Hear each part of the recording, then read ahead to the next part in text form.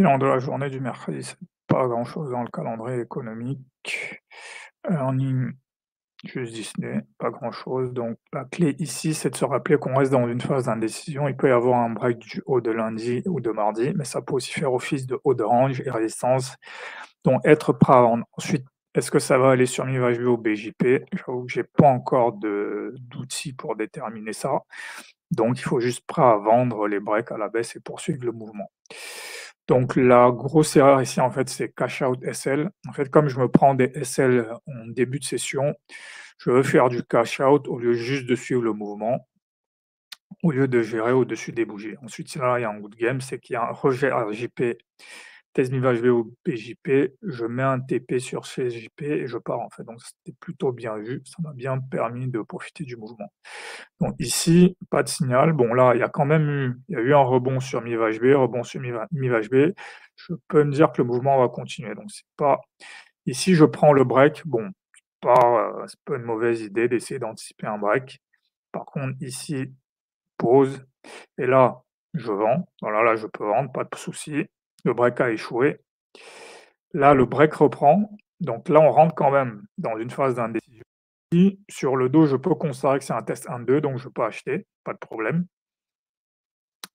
Là, toujours, je peux continuer à acheter ici parce que là, je peux avancer mon SL, donc je réduis mon risque.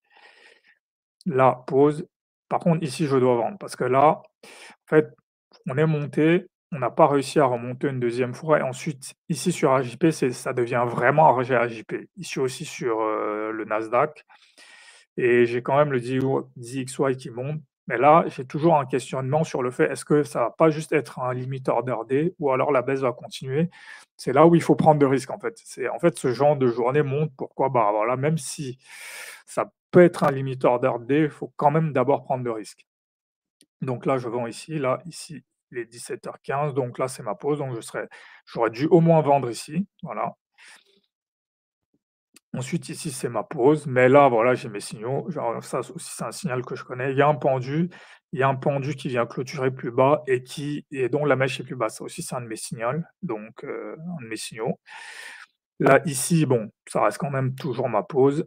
Mais voilà, à partir d'ici, je dois vendre et c'est ici que je pense que je fais un cash out parce que j'ai dû rentrer par ici et comme je me suis pris des SL, parce que je me suis pris des SL à l'achat ici, SL à la vente, SL sur le rachat, donc je me suis pris pas mal de SL.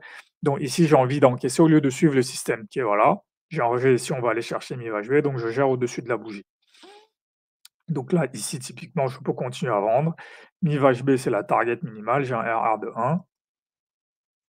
Ensuite, voilà, on arrive sur mi va HB. C'est là où c'est est-ce que je joue le break ou pas? En général, là, je préfère attendre. Là, j'attends. À partir d'ici, quand même, je peux vendre parce que là, ça ressemble quand même à un break. Mais en tout cas, ici, il y a plus trop de doutes. Donc là, j'aurais dû revendre ici, mais bon, j'étais plus là. Et c'est là où j'ai considéré que ma target serait ici. Donc là, c'était plutôt bien vu. Bon, j'aurais pu la mettre plus loin, mais bon, je me suis dit, comme je suis pas là pour gérer la position, je vais mettre ma target ici.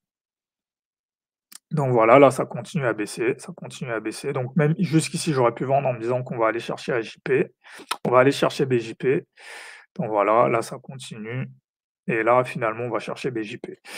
Donc ça, voilà, ça fait partie des journées où en fait, en début de session, il y a une phase de doute. Voilà, cette phase de doute, mais il faut quand même y aller et de toute façon, à partir d'ici 18h30, j'ai un bon trade ici, j'ai un second bon trade ici.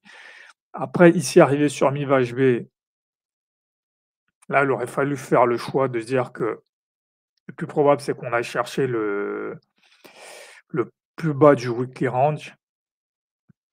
Et ensuite, de toute façon, j'ai une seconde entrée ici à 19h45, une autre entrée ici, voilà. Et même ici, j'aurais pu rentrer. Bon, là, je pense que je me serais pris le SL, mais ces 2 positions-là auraient fini en RR2.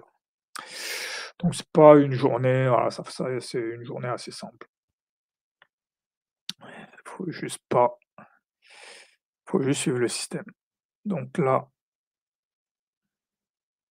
ici, sur le dos, voilà, voilà, là, le weekly range est assez visible, donc on reste dans le weekly range, c'est le range de lundi, mardi, donc on reste dedans. Donc marché est assez indécis.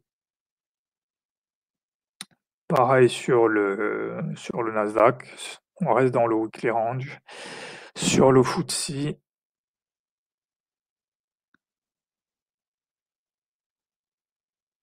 le FTSE et le DAX, ils ont eu ce break, mais maintenant est-ce que c'est une déviation ou si le break va continuer? Ça, j'avoue que je sais pas encore. En tout cas, le matin, voilà ce qu'il y avait. Ici, il y avait un début de hausse, la hausse échoue ici, donc signal de vente et ensuite à nouveau un signal d'achat ici, double bottom vers 11 heures. Voilà.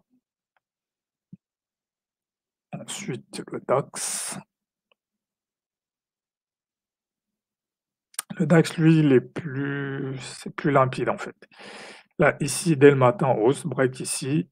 Donc là, il y a déjà trois achats potentiels ici, 9h30 ici et ici.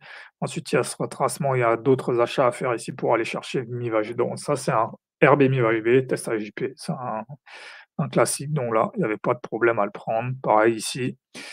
On a breaké ce range, donc est-ce que ça va être un retest et puis on repart à la baisse ou alors c'est juste une déviation et puis on va rester dans le même range qui est finalement le range du 22 avril. Donc ça, c'est à